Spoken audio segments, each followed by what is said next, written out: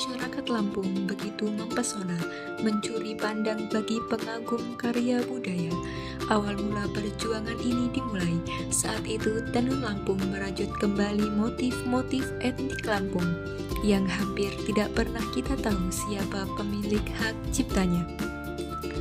Kain tenun tapis Lampung juga menjadi ikonik budaya Lampung yang pembuatannya melibatkan teknik-teknik khusus.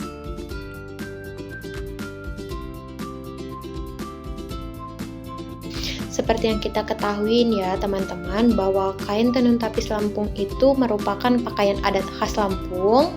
Tetapi lebih dari sekedar itu, kain tenun tapis Lampung itu menjadi simbol identitas serta kebanggaan bagi masyarakat Lampung, yang mencerminkan nilai-nilai budaya, filosofis kehidupan, dan hubungan harmonis antara manusia dan alam. Begitu. Nah, bagi masyarakat Lampung, dan juga kalian tahu kan kalau keindahan dari kain tenun tapis itu adalah motif emasnya yang memikat banyak mata yang ngelihatnya begitu. Motif emas pada kain tapis tidak hanya menambah keanggunan, tetapi juga mencerminkan kekayaan tradisi yang sangat dijaga ketat oleh masyarakat Lampung.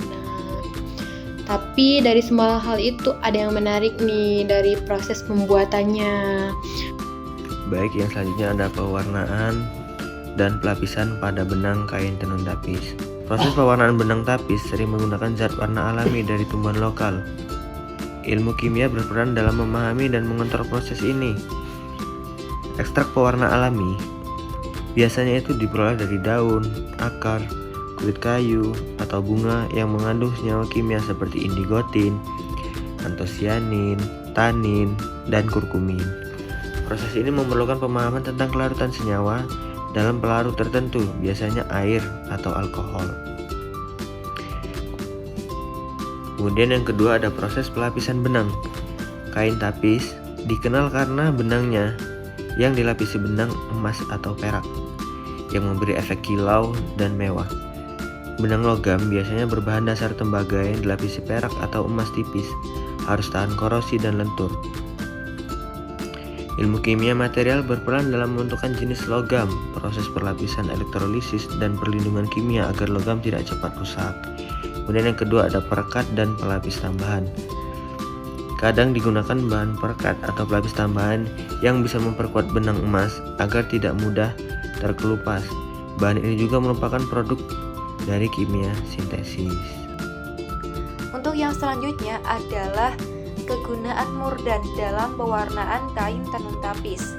Jadi murdan juga memiliki fungsi untuk mengikat zat warna ke serat lainnya, seperti dari daun, akar, kulit kayu, atau buah ke serat kain yang biasanya kainnya katun maupun sutra. Tanpa murdan ini, warna dari pewarna alami itu cenderung untuk mudah luntur dan tidak tahan lama. Selain itu, murdan juga dapat memperkuat dan juga mengubah warna. Misalkan pada jenis murdan yaitu tawas bisa menghasilkan warna yang lebih cerah, sedangkan besi sulfat itu bisa membuat warna menjadi lebih gelap. Murdan juga dapat meningkatkan ketahanan warna, jadi tahan terhadap luntur. Selanjutnya, pH larutan pewarna itu dapat mempengaruhi warna akhir.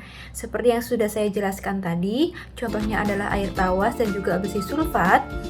Di sini contohnya adalah antosianin yang bisa tampak merah dalam suasana asam dan biru dalam suasana basah. Selanjutnya kita bahas tentang proses pelapisan benang yang menjadi salah satu ciri khas utama dari kain tapis Lampung. Kain tapis dikenal dengan kilauan mewah dan benang emas atau perak yang digunakan dalam motifnya. Nah, kilauan ini bukan hanya soal estetika, tapi juga merupakan hasil dari proses kimia yang sangat menarik, yaitu proses pelapisan logam secara elektrolisis. Pertama, mari kita lihat bahan dasar benangnya. Biasanya benang ini terbuat dari tembaga yang kemudian dilapisi dengan emas atau perak tipis. Agar benang ini tetap kuat, lentur, dan tidak mudah korosi, diperlukan pemahaman dari kimia material. Dalam ilustrasi ini, kita bisa lihat proses pelapisannya. Benang direndam dalam larutan elektrolit dan dihubungkan ke sumber listrik. Ion logam seperti emas atau perak akan bergerak dan menempel ke permukaan benang melalui proses elektrolisis. Proses ini bukan hanya mempercantik tampilan kain, tapi juga memperkuat benang dari sisi ketahanan. Selain itu, kimia juga berperan dalam menentukan jenis pelindung kimia, supaya lapisan logam ini tidak cepat melupas atau berubah warna. Baik, yang selanjutnya di sini saya akan menjelaskan mengenai kontribusi ilmu kimia dalam pelestarian budaya tradisional. Nah, jadi terdapat 4 poin mengenai kontribusi ilmu kimia dalam pelestarian budaya tradisional. Kenapa sih ilmu kimia ini memiliki kontribusi dalam pelestariannya? Karena ilmu kimia ini dapat dilihat dari berbagai aspek. Dia itu mendukung terhadap keberlangsungan warisan budaya. Itu yang pertama, ada pelestarian teknik pewarnaan tradisional. Kimia membantu menjelaskan dan mengembangkan teknik pewarnaan alami yang telah digunakan turun-temurun oleh masyarakat Lampung, seperti memahami struktur senyawa dalam pewarna alami seperti tanin, antosianin, kurkumin. Selanjutnya pada poin yang kedua, yaitu inovasi tanpa merusak nilai budaya. Nah, jadi ternyata ilmu kimia ini memungkinkan adanya inovasi seperti penggunaan mordan tadi.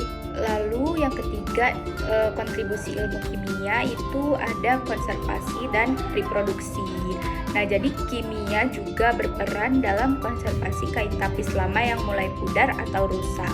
Nah, jadi si pewarna alami tadi itu dengan menggunakan teknik restorasi berbasis analisis kimia serat dan pewarna ini bisa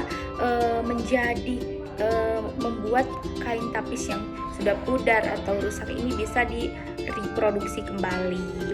Nah, selain itu kimia juga mempermudah reproduksi motif dan warna kain tapis dengan tetap mempertahankan keaslian budayanya. Kemudian poin yang keempat mengenai kontribusi ilmu kimia dalam pelestarian budaya tradisional itu edukasi dan juga penelitian.